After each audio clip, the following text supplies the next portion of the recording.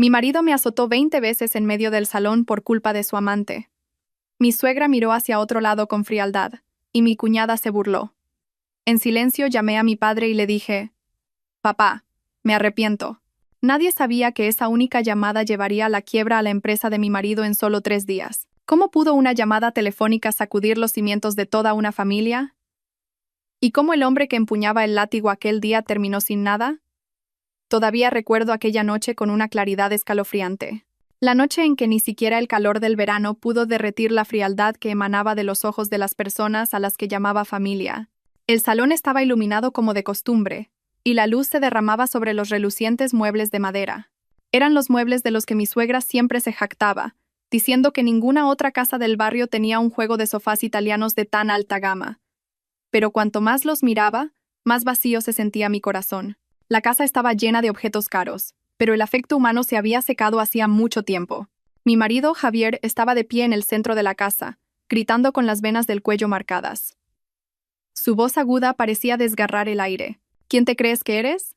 ¿Te atreves a enviarle un mensaje a Valeria? Yo estaba a menos de 2 metros de él. Todavía tenía en la mano el paño con el que limpiaba la mesa. Su pregunta no me sorprendió. De hecho, esperaba que una discusión como esta ocurriera en algún momento. Pero no imaginaba que sería de esta manera. Lo miré directamente a los ojos, tratando de mantener la voz lo más calmada posible, aunque ya sentía un ardor en ellos. Solo le pregunté cómo podías comprarle un bolso de lujo cuando la empresa está ahogada en deudas. Su rostro se enrojeció y apretó los puños. Conozco esa mirada. Siempre fue la señal justo antes de que estallara una ira incontrolable. ¿Intentas humillarme delante de mis amigos? Realmente te has pasado de la raya. Sin darme tiempo a decir nada más, Javier se giró bruscamente y agarró el cinturón que colgaba del pomo de la puerta. Apenas pude retroceder medio paso cuando oí: «Hoy te voy a enseñar una lección». El primer latigazo surcó el aire y se estrelló contra mi espalda. Me tambaleé por el dolor agudo, como si la piel se me desgarrara. Él no se detuvo. «Isabella, ¿acaso sabes hacer algo más que presumir del dinero de tus padres desde que llegaste a esta casa?». Me agarré la espalda, jadeando, y dije: «Ese dinero te lo di para pagar tus deudas, no para dárselo a esa mujer». «Cállate», gritó él, continuando con los latigazos. No recuerdo cuántos golpes recibí, 10, 20 o quizás más. Con cada golpe no solo sentía el dolor físico, sino también cómo mi confianza se hacía añicos. Miré a mi alrededor esperando que alguien, quien fuera, interviniera, pero no había nadie. Mi suegra, la señora Torres, estaba sentada en el sofá, bebiendo té tranquilamente. Su voz resonó, calmada, sin emoción ni sorpresa. «Javier está así porque está enfadado.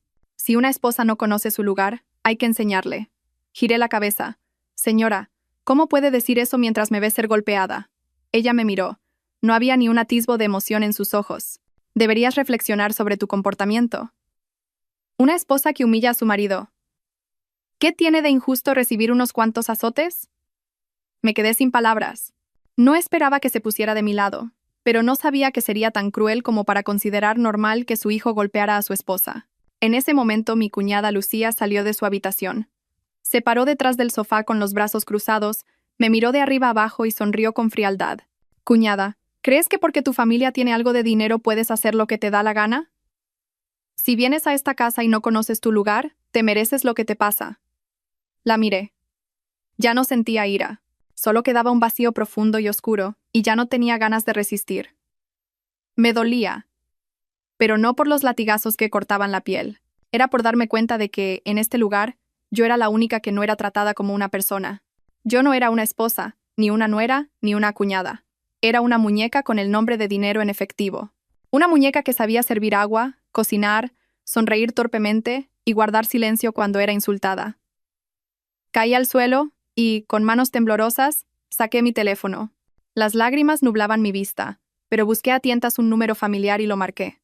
Mi mano izquierda estaba húmeda con un líquido que no sabía si era sudor o sangre. Después de 3 tonos, la voz de mi padre sonó al otro lado. «Calmada como siempre, diga». Rompí a llorar. Las palabras que se habían atascado en mi garganta salieron de golpe. «Papá, me arrepiento». Hubo un silencio de unos segundos al otro lado de la línea. Luego, mi padre dijo, breve pero firme: «Prepárate. Mamá y yo vamos para allá». No recuerdo cuánto tiempo estuve sentada en ese suelo frío. Solo recuerdo que cuando levanté la cabeza, el entorno se había vuelto repentinamente silencioso, como si todos los sonidos de la habitación hubieran sido absorbidos por una aspiradora. Ya no se oían latigazos ni gritos. Solo existía mi respiración agitada y las miradas repugnantes de las personas a las que una vez llamé familia. La señora Torres, sentada en el sofá, ya no fingía indiferencia y fruncía el ceño como si yo fuera la culpable de haber roto la paz de la casa esa noche. Su mirada era la de quien observa un objeto recién comprado que se ha estropeado. Lucía estaba de pie detrás de ella con las manos en la cintura, poniendo los ojos en blanco con aburrimiento. No dijo nada más, pero su intención era clara al fruncir el ceño y mirarme de arriba abajo. A sus ojos yo ya no tenía ni siquiera derecho a abrir la boca. Y Javier, como si hubiera descargado toda la frustración de su vida sobre mí, simplemente me observaba. No se disculpó, no se enfadó, simplemente se dio la vuelta en silencio y se dirigió a su habitación. Todavía apretaba el cinturón en su mano, como si estuviera listo para volver si me atrevía a decir una palabra más. Supe que este silencio no era por arrepentimiento, sino por el miedo a la llamada que acababa de hacer a mi padre. Una llamada que no fue larga ni necesitó muchas lágrimas. Fue el momento en que, por primera vez en mi vida, abandoné todo mi orgullo y paciencia y admití que me había equivocado. Me equivoqué al creer que el sacrificio se convertiría en amor y me equivoqué al pensar que la paciencia traería respeto. Y el error más grande fue casarme en contra del consejo de mis padres. Después de eso, el tiempo pasó muy lentamente. Me quedé sentada allí. La espalda todavía me ardía y no me atrevía a levantar la cabeza, que tenía hundida entre las rodillas. La señora Torres suspiró con hastío. Se levantó y fue a la cocina, dejando caer la taza de té bruscamente en la bandeja. Lucía subió al segundo piso. Subió las escaleras haciendo ruido deliberadamente, como si quisiera sepultarme bajo el sonido de su desprecio. No sé cuándo cerró Javier la puerta de su habitación, solo oí el clic de la cerradura. Fue un rechazo cruel y frío, desprovisto de cualquier calidez humana. Una hora después, el sonido de la puerta principal abriéndose me hizo girar la cabeza instintivamente. Mi corazón empezó a latir con fuerza. No sabía si debía alegrarme o avergonzarme, pero incluso en ese momento quería levantarme con mis piernas temblorosas de dolor y humillación. Mis padres entraron. Nadie dijo nada, ni una palabra de reproche, ni una mirada de reprimenda. Mi padre caminó directamente hacia Javier, que había salido de su habitación con una expresión incómoda, y se detuvo frente a él. Era un hombre grande y educado, pero su mirada era afilada como una hoja oculta en su vaina. Mi padre lo miró fijamente sin pestañear y dijo: «He venido a llevarme a mi hija». Javier apretó los labios y murmuró algo. Parecía dividido entre su orgullo y su posición. «Señor, no es nada grave. Creo que ha habido un malentendido». La expresión de mi padre no cambió. Dijo con una voz lenta, clara, baja pero firme como el acero: «No. Esto no es un malentendido, es una desvergüenza». Nadie pudo responder.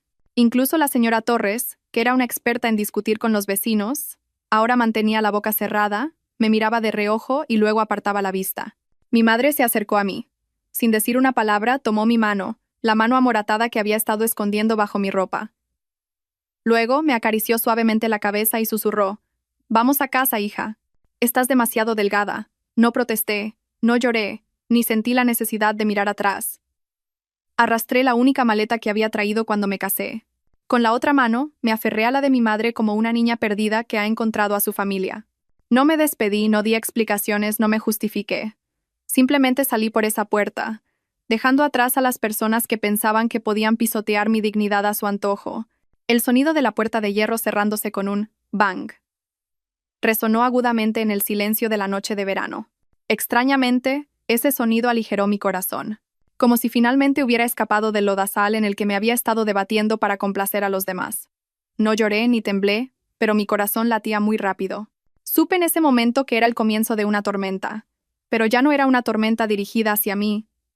Lo recuerdo claramente. Esa noche, sentada en el asiento trasero del coche de mi padre, sintiendo el viento en mi cara, apoyada en mi espalda todavía dolorida, solo una frase daba vueltas en mi mente: «Hay violencias que no desgarran la piel, pero destrozan la confianza».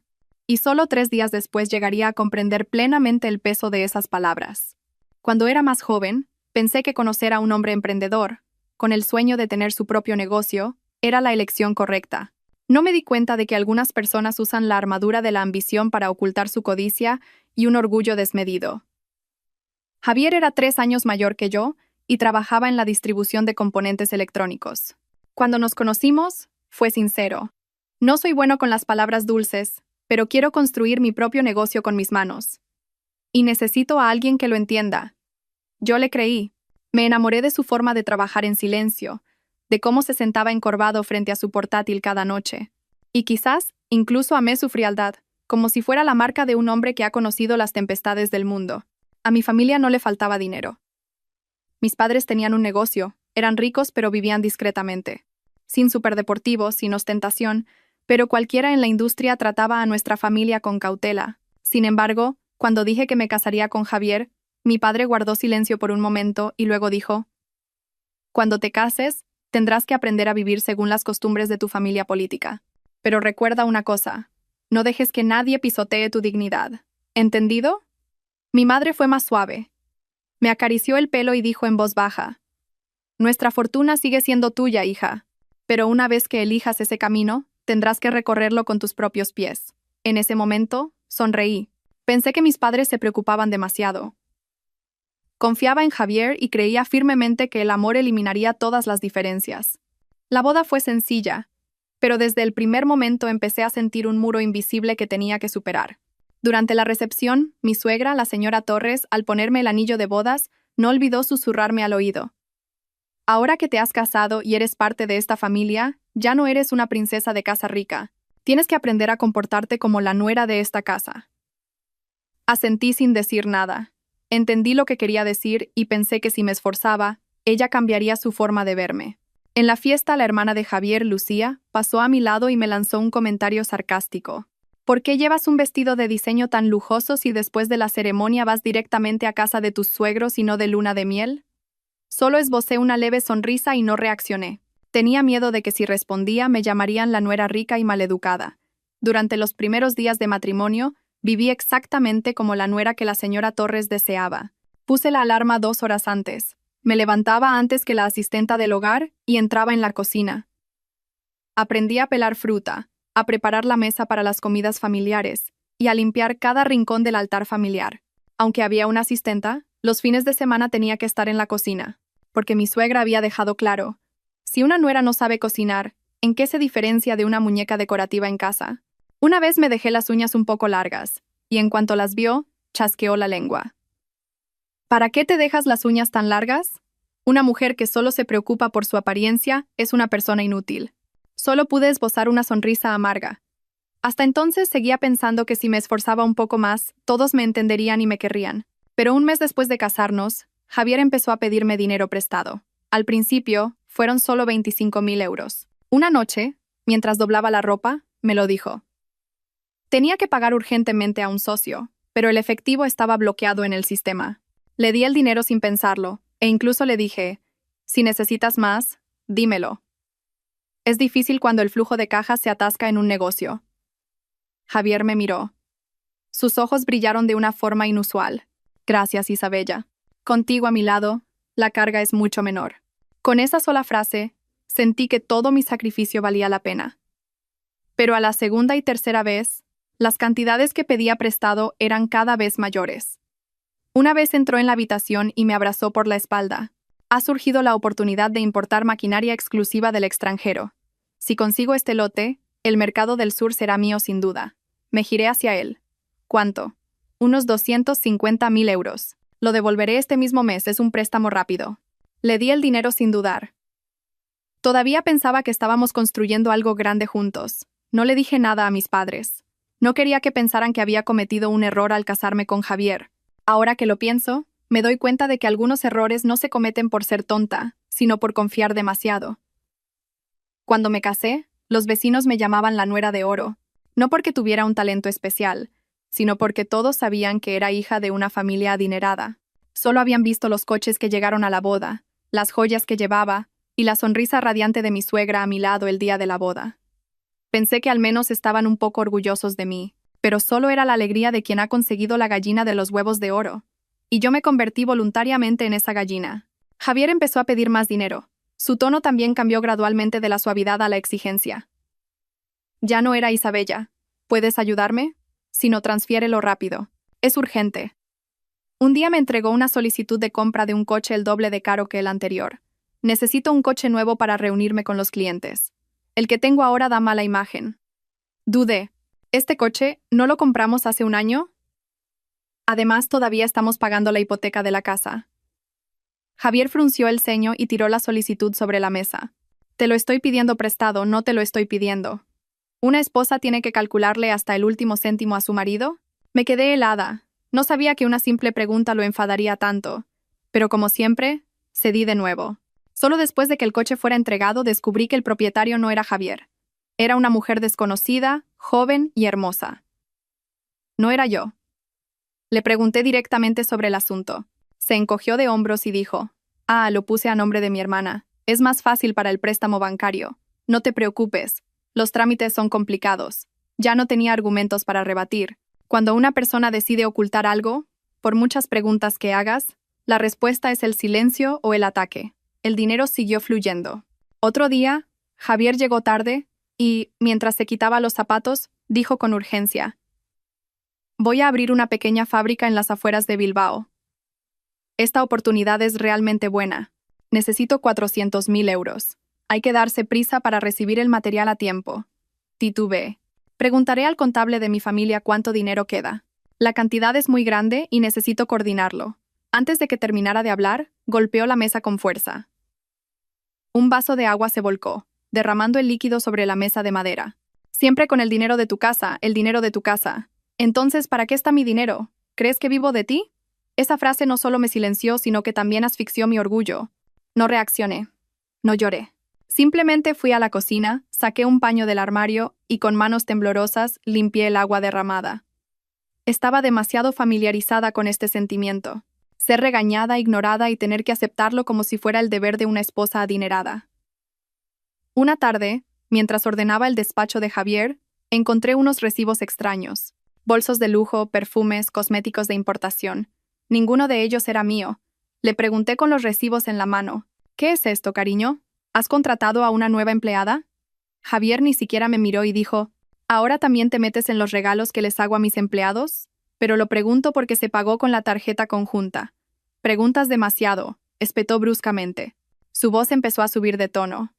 El mismo que usaba cada vez que no podía dar una respuesta adecuada. Un tono al que yo ya estaba acostumbrada. Me callé. Pero a partir de entonces empecé a sospechar vagamente que esos regalos no eran para una empleada cualquiera. Cuando empecé a perder el rumbo en mi matrimonio, mi suegra también empezó a cambiar de tono. Durante una comida, mientras cogía un trozo de pescado, soltó de repente: cuando me casé con tu suegro, me quedé embarazada en 2 meses. ¿Será que la gente de hoy en día come y vive tan bien que les cuesta concebir? Me detuve. Los palillos en mi mano temblaron ligeramente. No levanté la cabeza esperando que mi marido, Javier, dijera algo en mi defensa. Pero él, sentado a mi lado, continuó comiendo como si no hubiera oído nada. Mi suegra continuó: claro, los jóvenes de hoy en día saben disfrutar, pero se olvidan de su deber de ser madres, así que no se les puede culpar. Me mordí el labio. Sentí que el trozo de pescado se me atascaba en la garganta. No respondí, no porque pensara que estaba equivocada, sino porque sabía que si abría la boca me llamarían maleducada. Todo explotó cuando escuché directamente una llamada de mi cuñada Lucía. Ese día pasaba por su habitación y la puerta estaba entreabierta. Hablaba tranquilamente en voz alta. Mi cuñada, por fuera, parece muy glamurosa, pero todo es gracias al dinero de su familia. En nuestra casa vive como una reina, come bien y se arregla, pero no es capaz de tener un hijo. Me quedé helada detrás de la puerta. Sentí un sabor amargo en la garganta. Simplemente pensé que si no me resistía, algún día me entenderían. Pero no fue así. Mi silencio solo les dio la certeza de que podían pisotearme. El punto culminante fue cuando volví a revisar la cuenta bancaria y descubrí que una gran suma, unos 250.000 euros, había sido transferida de la cuenta conjunta a una cuenta completamente desconocida. Rastreé al titular de la cuenta. Valeria. El nombre que había aparecido varias veces en los sospechosos mensajes de texto que no me había atrevido a cuestionar.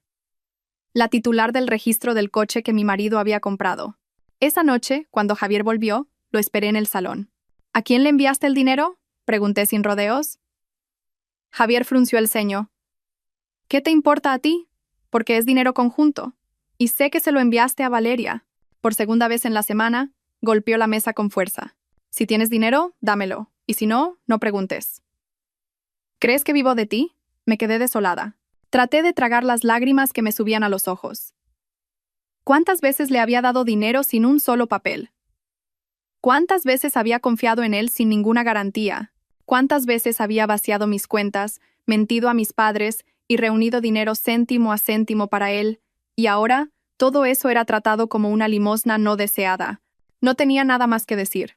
Simplemente me quedé sentada en silencio, como una sombra, como una persona que ya no tiene razón para existir. Esa noche, de vuelta en la habitación, miré al techo durante mucho tiempo. En mi cabeza solo daba vueltas la pregunta, ¿qué he hecho mal? Pero pronto me susurré a mí misma. No pasa nada, aguanta un poco más. Entonces, algún día todos me querrán y entenderán mi corazón. Así me consolaba. Pensaba que si seguía siendo buena, todo cambiaría. Aunque mis padres me dijeron varias veces, si es demasiado difícil, simplemente vuelve. Papá y mamá siempre estarán aquí. Yo negaba con la cabeza. Tenía miedo. No de decepcionar a mis padres, sino de las palabras maliciosas de la gente. No sabía hasta qué punto esa misma sumisión me estaba alejando de mi propio valor. Mientras estaba sentada en el coche, esos recuerdos pasaron uno por mi mente. El aire era pesado, como si todos los sonidos estuvieran comprimidos. Sentada en el asiento trasero, me apoyé en la ventanilla, dejando que el viento despeinara mi cabello, tan enredado como mis pensamientos en ese momento. Mi madre, sentada a mi lado, me tomó la mano en silencio. Solo con ese gesto, comprendí que ella lo sabía todo. Sin que yo se lo dijera, sin que nadie se lo contara. Quizás solo con ver las marcas de los latigazos en mi espalda o la mirada de mis ojos, que ya no se atrevían a levantarse, mi madre ya lo había entendido todo. La otra mano de mi madre me cubrió suavemente los hombros con una fina manta. Ese simple gesto hizo que mi corazón se hundiera hasta el fondo. ¿Cuánto tiempo había pasado desde que había sentido un afecto tan tierno? Mi madre dijo en voz baja y cálida, «Has sufrido mucho todo este tiempo. A partir de ahora, papá y mamá se encargarán». Apreté los labios y asentí. No tuve el valor de mirar a mi madre directamente a los ojos. Tenía miedo de que se me escaparan las lágrimas, pero no lloré. No pude derramar ni una sola lágrima. Quizás mis lágrimas se habían secado hace mucho tiempo, o quizás había aprendido a ocultarlas por dentro, igual que había ocultado todas mis heridas durante los últimos 3 años. Me sentía como una niña abandonada en una estación de autobuses desconocida y encontrada por sus padres. Pero esa niña ya había crecido. Se había vuelto tan insensible que ni siquiera sabía decir lo siento o gracias. Desde fuera, nadie adivinaría el poder que tenía nuestra familia. Una pequeña mansión en una calle tranquila, coches que no eran ostentosos, ropa que no era de marca. Mi padre todavía andaba por casa con una camisa remangada y zapatillas, como un obrero jubilado. Pero detrás de esa apariencia humilde, había una posición que nadie se atrevía a desafiar. Nuestra familia poseía una participación mayoritaria en un gran conglomerado que suministraba materias primas y gestionaba la logística para la cadena de producción en el sector de equipos industriales. El mismo sector en el que Javier tanto deseaba entrar. Yo pensaba que mi matrimonio era un asunto personal. No quería que nadie se entrometiera. Oculté el hecho de haber transferido dinero de mi cuenta personal y las noches que lloré en el baño por los extraños mensajes de mi marido. No quería convertir mi matrimonio en una guerra entre 2 familias. Quería protegerlo yo misma. Y mi padre, a quien yo consideraba indiferente, en realidad lo sabía todo. Simplemente estaba esperando que yo abriera la boca, y le hice esperar demasiado. Esa misma noche, mientras me cambiaba en mi habitación, oí a mi padre hablar por teléfono en el salón. La puerta no estaba cerrada, así que pude oír cada palabra. La voz de mi padre era tranquila pero fría como una roca. Prepara los documentos para rescindir todos los contratos de suministro de materias primas con Tecnoavance Ibérica. Me quedé helada. Tecnoavance Ibérica era la empresa de Javier. Al otro lado del teléfono, la voz de su secretaria respondió brevemente. Entendido. Lo enviaré esta misma noche. Me quedé de pie detrás de la puerta, apretando el borde de mi ropa. Mi corazón no latía tan rápido como había pensado. En cambio, sentí una extraña y serena calma, como si estuviera escuchando, sin una sola palabra de resistencia, la sentencia contra la persona que me había pisoteado. No salí, no pregunté. Simplemente me senté en silencio en el borde de la cama. Mis manos temblaban ligeramente. No era por miedo. Era porque sabía que todo había comenzado. Esa mañana en la empresa de Javier, se celebraba la reunión mensual del Consejo de Administración. El tiempo era apacible y el sol se filtraba por las ventanas. Todo parecía tranquilo. Todos estaban en sus sitios, algunos bebiendo café, otros hojeando el informe de inventario de la semana pasada. Al principio, el ambiente era ordenado y pulcro como siempre, e incluso se oían pequeñas risas cuando pasaba la secretaria. Pero la puerta de la sala de reuniones se abrió de golpe y la secretaria entró. En sus manos llevaba una gruesa carpeta de tapas duras de color marfil, y en la parte superior había un sello rojo de una claridad escalofriante. Nadie en la sala entendía lo que estaba pasando, y solo fruncieron el ceño ante la repentina aparición. La secretaria, sin decir una palabra, inclinó ligeramente la cabeza y colocó la carpeta justo delante del director general, Javier. Luego, se retiró en silencio. Hubo un momento de silencio. Nadie reía ya. Todas las miradas se clavaron en las palabras impresas en negrita en la portada de la carpeta. Notificación de rescisión total de contrato de suministro de materias primas. Al principio, Javier frunció ligeramente el ceño. Probablemente pensó que era un error. Incluso hizo un gesto con la mano para indicarle a la secretaria que la abriera, pero su mirada se detuvo al leer la nota escrita en la parte inferior. Le arrebató bruscamente la carpeta a la secretaria, pasó las páginas rápidamente, se detuvo como si estuviera pensando, volvió a leer y luego se levantó de un salto como si hubiera recibido una descarga eléctrica. El rostro de Javier se puso pálido, como si toda la sangre de su cuerpo se hubiera drenado en un instante. El sudor le perlaba la frente y le corría por las sienes, y sus manos temblaban ligeramente, pero las apretaba con fuerza como para no derrumbarse. Los ojos de Javier ya no mantenían su calma habitual, y sufrían espasmos continuos mientras intentaba comprender qué demonios estaba pasando. Y en un momento de pérdida de control, golpeó la mesa con fuerza. Con el sonido del ¡pang!, toda la sala contuvo la respiración. La carpeta salió despedida de la mesa y se esparció por el suelo de mármol. Gritó. Casi alarido. Todo es por culpa de esa mujer. Ese grito resonó en la fría sala de reuniones, como una bofetada en la cara de todos los presentes. Nadie abrió la boca, nadie reaccionó. Algunos intercambiaron miradas furtivas de desconcierto y miedo. Nadie esperaba que Javier, que se burlaba de su familia política como si fueran simples tenderos, viera su salvavidas cortado precisamente por esos tenderos. Javier todavía no lo entendía. Las conversaciones triviales, los días que yo visitaba a mis padres, las fiestas a las que él no asistía, todo eso eran conexiones a las que él no prestaba ninguna atención. Él pensaba que yo era solo una hija corriente que vivía bien gracias a que sus padres llevaban mucho tiempo en el negocio. Se consideraba afortunado de que yo me hubiera casado con él, un hombre que estaba construyendo su propio negocio. Me utilizó al principio de su carrera. Y cuando pensó que su base estaba lo suficientemente consolidada, creyó que tenía derecho a oprimirme. Porque pensaba que yo no tenía a nadie en quien apoyarme más que en mi marido. Pero ahora, de pie en medio de la sala de reuniones, se había convertido en una persona sin el apoyo de nadie. Y yo, a la que había ignorado durante los últimos 3 años, era la hija de la persona que acababa de cortar todos los contratos de suministro de su empresa. Yo no estaba allí, pero podía estar segura de cada detalle. Estaba demasiado familiarizada con su forma de reaccionar. Cuando se enfrentaba a una situación que no podía controlar, Javier siempre elegía culpar a los demás. Y cuando se dio cuenta de que la mujer que estaba a su lado ya no era una sombra, sino un poder capaz de hundir todo su negocio, seguramente pasó de la ira al asombro y al pánico. Habría aprendido que algunas lecciones, por el simple hecho de haber subestimado a una esposa, se pagan con el trabajo de toda una vida. Yo seguía sentada en el balcón de la casa de mis padres, mirando el patio soleado de abajo. Mi madre regaba las plantas y mi padre, como de costumbre, estaba en silencio en su estudio. Y yo, simplemente, bebía una taza de té caliente, escuchaba el paso del tiempo y esperaba la llamada de pánico que llegaría desde el otro lado. No me sentía feliz ni satisfecha, solo extrañamente tranquila. Porque cuando la gente no tiene forma de salvarse, se da cuenta de que la persona a la que más alejó era su último refugio. La llamada llegó una mañana nublada. Estaba sentada en el antiguo estudio de mi madre, ordenando unos viejos cuadernos de mi infancia. El teléfono de mi madre sonó sobre la mesa. En cuanto vi la pantalla, supe quién era. Mi suegra, el mismo número familiar que me llamaba cada noche para darme instrucciones sobre qué cocinar. Una llamada que no había llegado ni una sola vez desde que me fui de esa casa apareció de repente en la pantalla. Contesté, no por compasión, sino porque quería escuchar qué tenían que decir después de todo esto. Querida, su voz seguía siendo lenta y tranquila, pero ocultaba una calculada intención. No creo que lo que pasó la otra vez fuera para tanto como para que te fueras de casa. Al fin y al cabo, sois un matrimonio.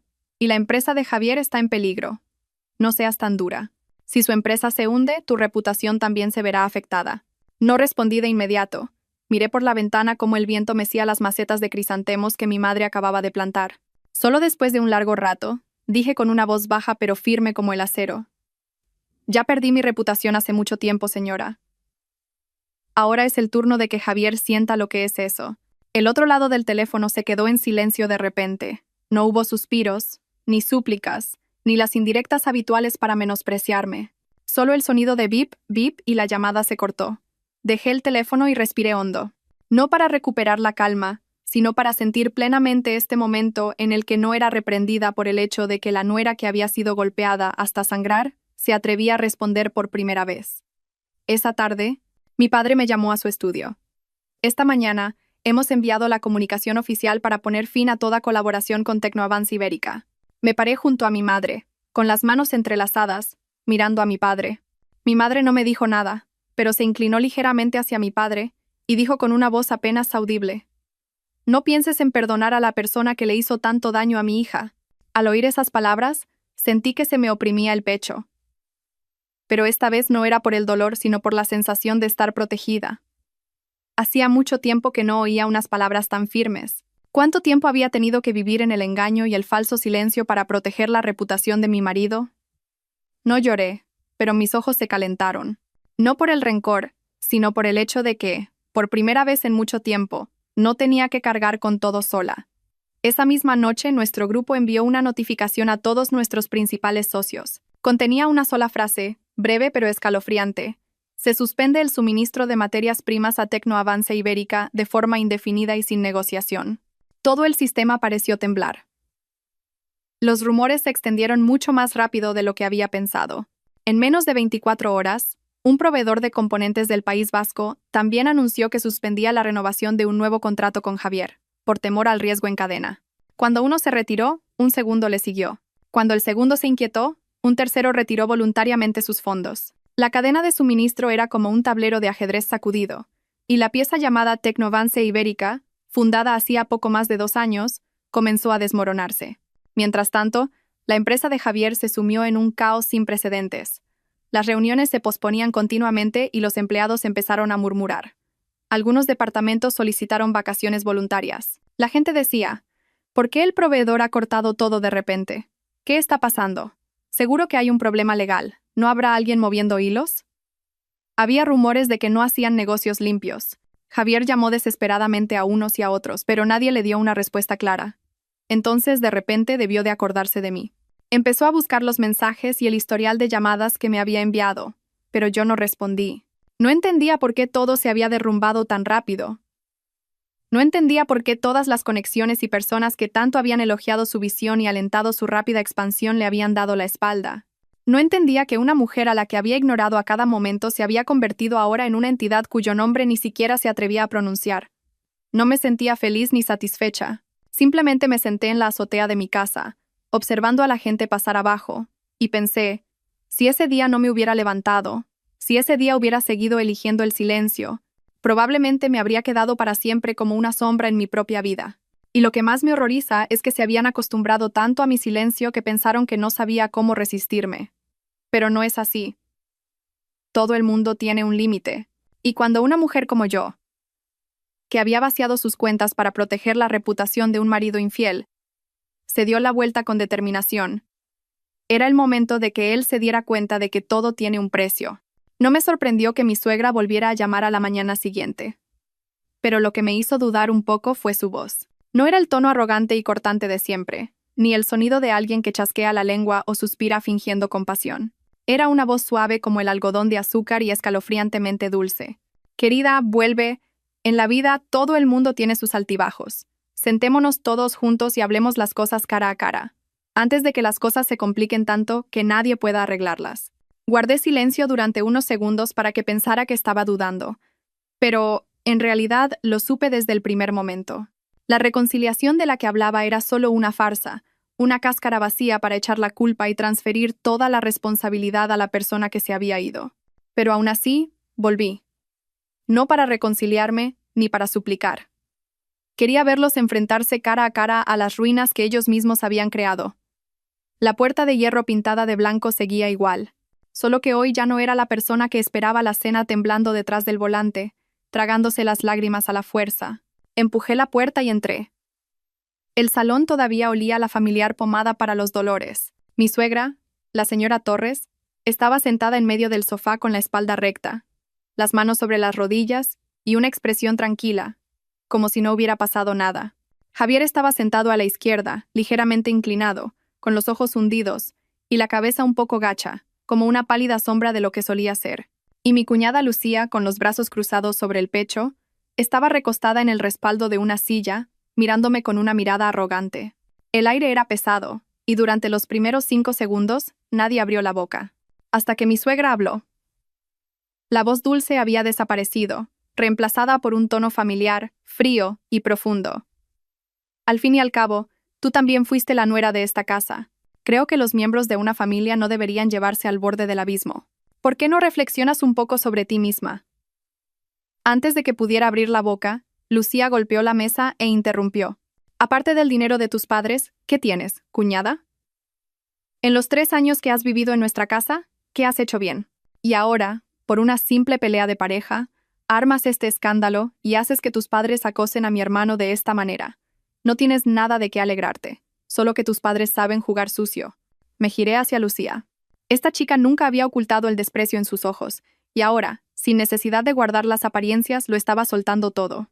¿Que no he hecho nada bien? Respondí con un tono ni alto ni bajo, constante. Si no fuera por mi dinero, ¿tu hermano tendría esta empresa ahora? ¿O es que ya nadie se acuerda de eso? Javier levantó la cabeza. Su voz era cansada, pero todavía había rencor en ella.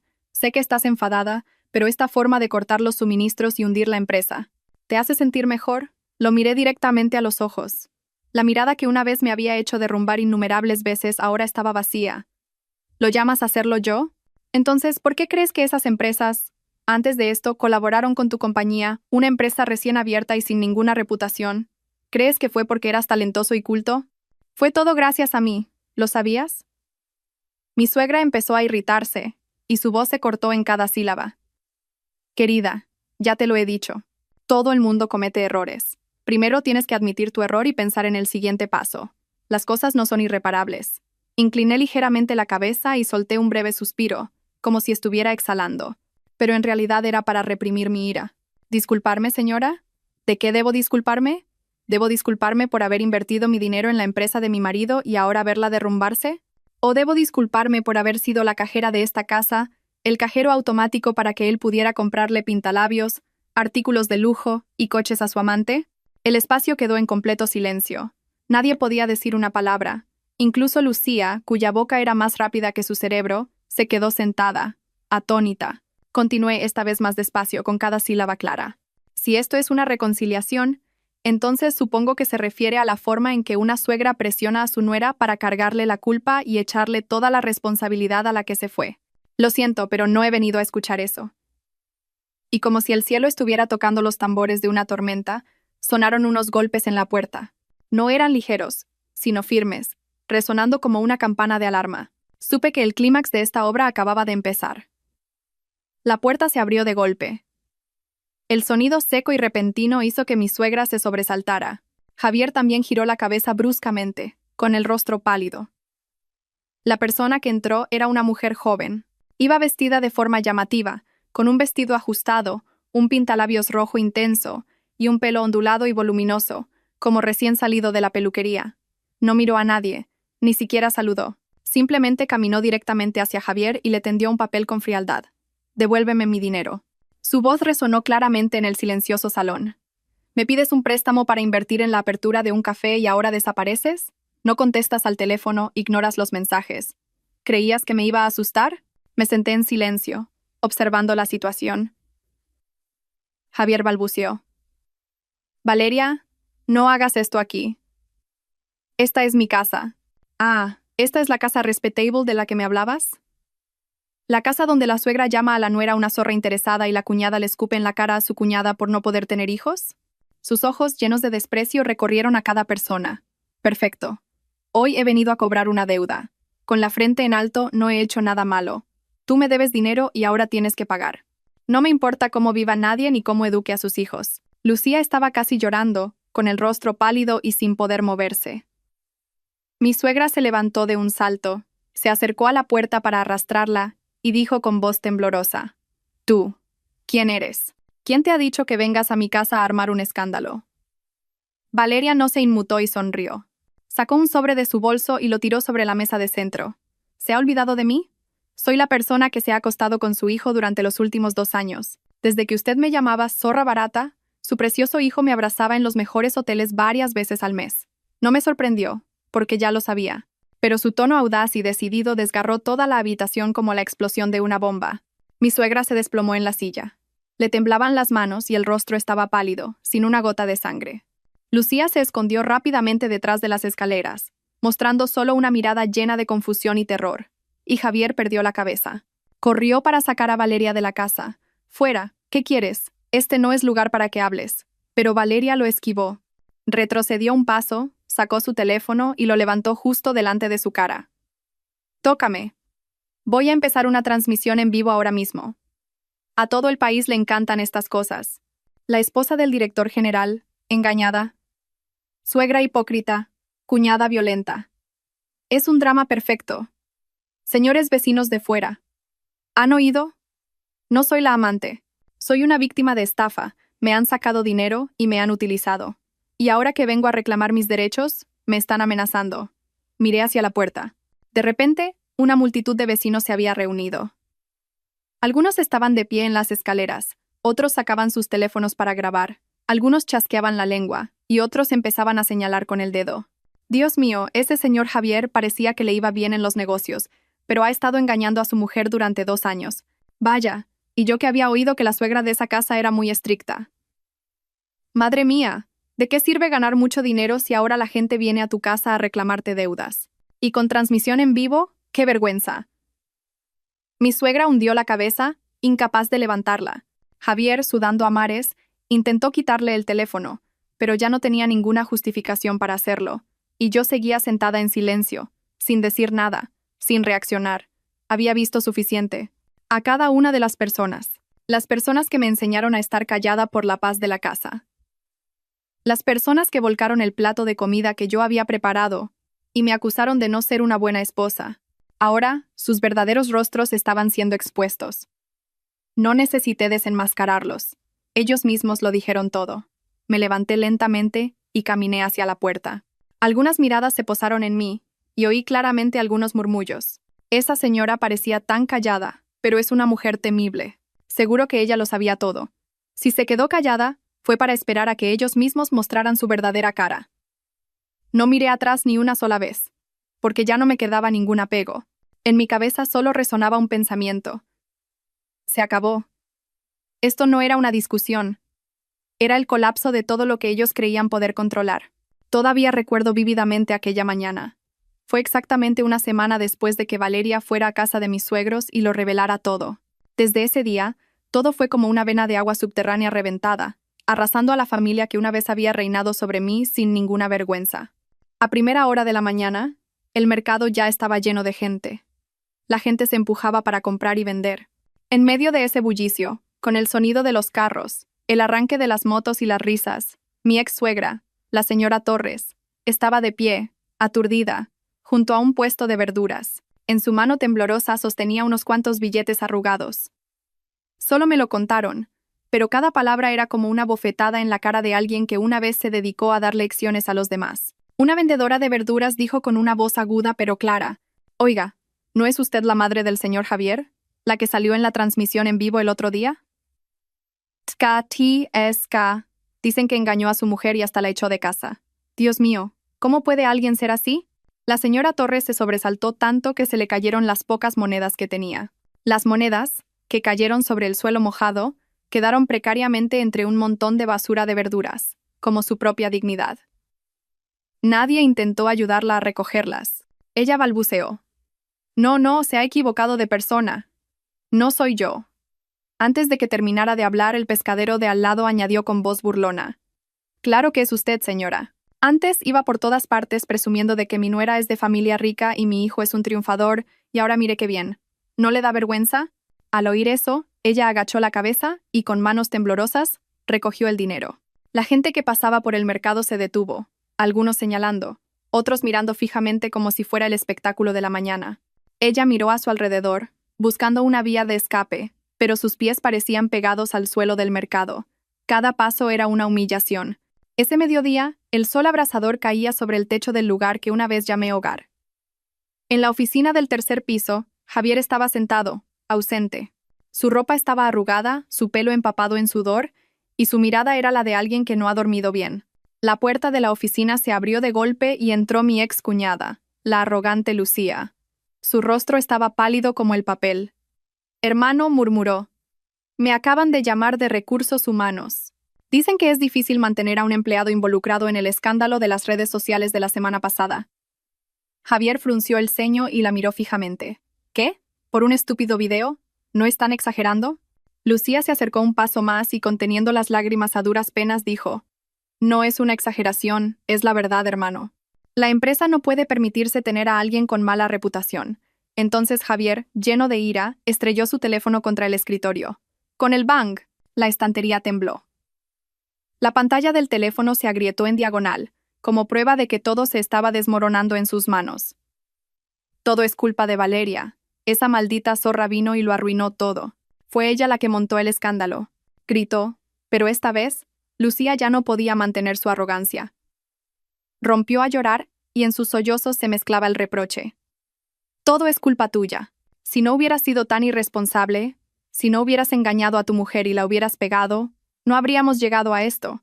¿Por qué siempre echas la culpa a los demás? Y así, los hermanos que una vez me despreciaron, ahora se destrozaban mutuamente en medio de las ruinas que ellos mismos habían creado. La cosa no terminó ahí.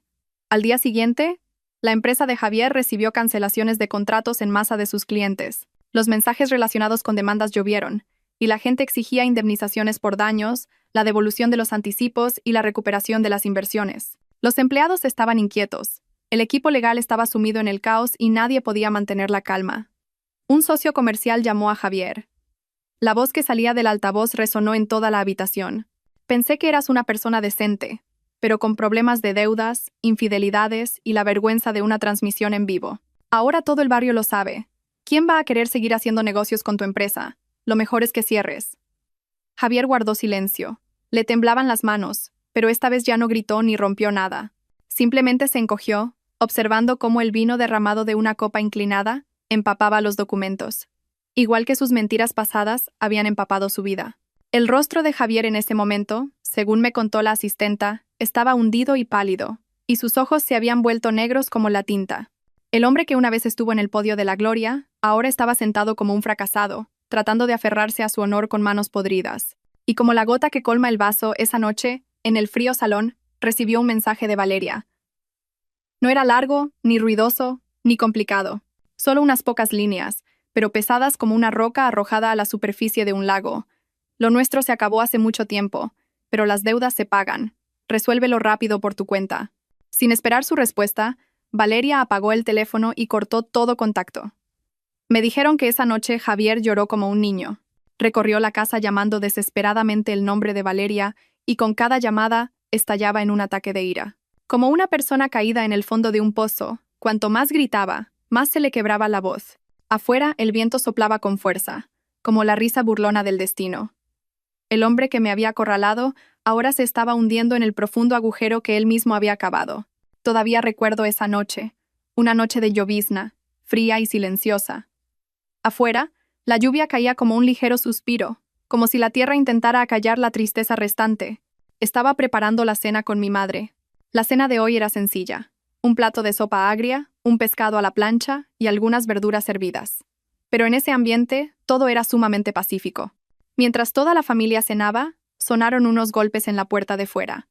Un sonido débil pero persistente, como si la persona de fuera hubiera dudado mucho tiempo antes de armarse de valor. Cuando salí, al abrir ligeramente la puerta, sentí una extraña sensación y me quedé helada. Era Javier. Estaba de pie bajo la llovizna. Tenía un aspecto increíblemente demacrado. La camisa estaba arrugada y ya no llevaba reloj en la muñeca. El pelo, mojado por la lluvia, estaba despeinado, y su rostro estaba tan hundido y pálido que tardé unos segundos en reconocerlo. La voz de Javier era ronca, y el olor a alcohol que emanaba de él era nauseabundamente fuerte. En él se mezclaba una desesperación patética. Me equivoqué. Realmente me equivoqué. Dame una oportunidad, solo una. Estoy realmente arrepentido. No respondí. Lo miré durante mucho tiempo. El tiempo suficiente para recordar todos los días que me arrodillé ante su madre, los días en que me abandonó, el dinero que reuní para que su empresa creciera y que fue tratado como si fuera de una zorra interesada, y las marcas del cinturón que Javier me dejó en la espalda esa noche. Pero simplemente levanté la mano en silencio y empujé suavemente la puerta para cerrarla. Sin una palabra de reproche, sin un insulto. Porque sabía que ese mismo silencio sería algo que él nunca olvidaría. Cuando la puerta se cerró, la lluvia de fuera también cesó. Me di la vuelta para volver a casa. Caminé lentamente, como si despidiera a una sombra que ya no pertenecía al presente. Mi madre acababa de poner el plato de sopa en la mesa, levantó la cabeza para mirarme y preguntó, tan ligera como el viento. ¿Era él? Asentí y me senté frente a mi padre. Mi padre, que había vivido toda su vida con calma y nunca había dicho una palabra desagradable a nadie, dejó en silencio sus palillos, me miró durante un largo rato y luego preguntó, ¿estás bien? Esbocé una leve sonrisa. Ya no estaba mezclada con lágrimas, pero contenía todo lo que había pasado. Estoy bien, papá. Las cosas que hice, las personas por las que pasé, no me arrepiento. Nadie dijo nada más, pero pude sentir claramente la mirada de mi padre y mi madre, una mirada llena de amor, pero que no interfería en mis decisiones. Ellos lo habían visto todo. Se habían alegrado conmigo, habían sufrido conmigo. Y ahora, me respetaban como una persona madura que se había levantado con su propia dignidad. En ese momento, en mi corazón no había ni un ápice de arrepentimiento, ni de rencor, ni de ira, ni de reproche. Solo la ligereza de haber cerrado por fin un capítulo de mi vida lleno de heridas. Ya no era la nuera que recibía reprimendas de su suegra en la mesa, ni la esposa que vaciaba sus cuentas por un hombre que no sabía respetar. Era yo en mi totalidad, y en el momento de silencio de una cena sencilla, sentí que mi corazón se aligeraba. El día que me fui pensé que lo había perdido todo, pero resultó que los que más habían perdido no era yo, sino ellos, que ya no me tenían a mí para apoyarse. A veces, el silencio es la respuesta más poderosa. No todos los que se van son perdedores. Algunas rupturas no ocurren porque el amor se haya acabado, sino porque la otra persona ya no merece nuestro sacrificio. Y en el viaje para reencontrarse a uno mismo, a veces, rendirse no es un fracaso, sino una forma de recuperar la paz. Si te encuentras en una situación similar, recuerda que no estás sola. Sal con valentía del lugar que te hace daño. Detrás del dolor, siempre hay otra vida más ligera, más amable, preparada para ti.